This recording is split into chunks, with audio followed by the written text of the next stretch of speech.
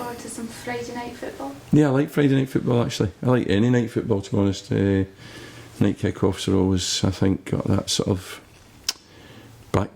backdrop that brings something to it, the floodlights and what. Yeah, so yeah, and it's a good time of year for night football as well. I think, yeah, it's good. Great run you're on at the moment. You could go second. Are we in a great run? Decent run. Will I say decent?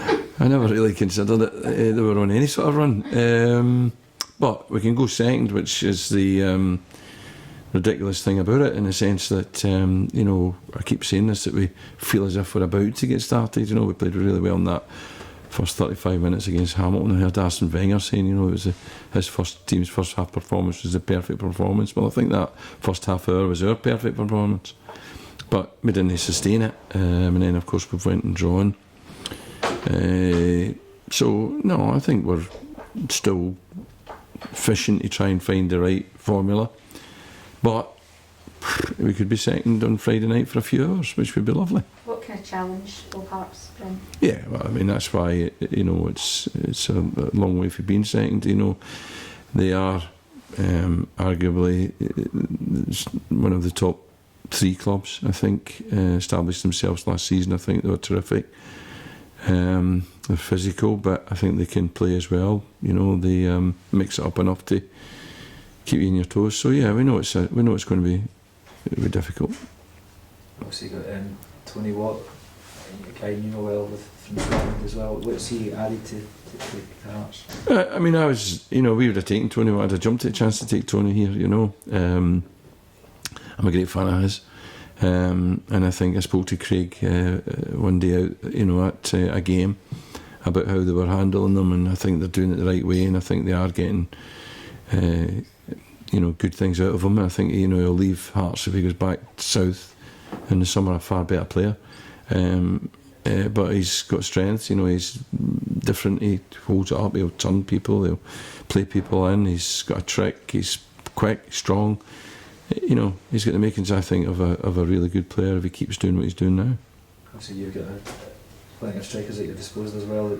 You're pleased with the way, obviously, the Hamilton game, you talk about your perfect performance. You're pleased with the way that the 3 of them can work at home anyway at Phil Park? I think I said last week after the Thistle game that I had to give consideration to playing the 3 strikers, because it's not easy to do. The 3 strikers themselves have got to make it work, and they are all different.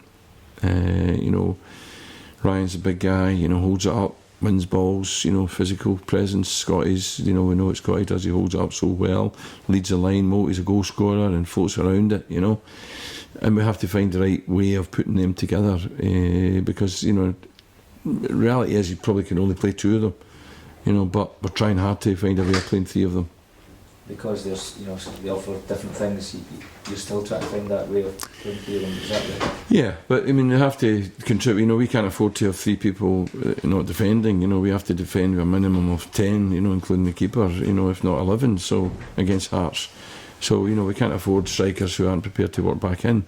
So, we have to keep working with them to make sure that they do the job going back the way as well as strikers. Is the injury situation, is it still the same as? Yep, absolutely. Joe's still missing.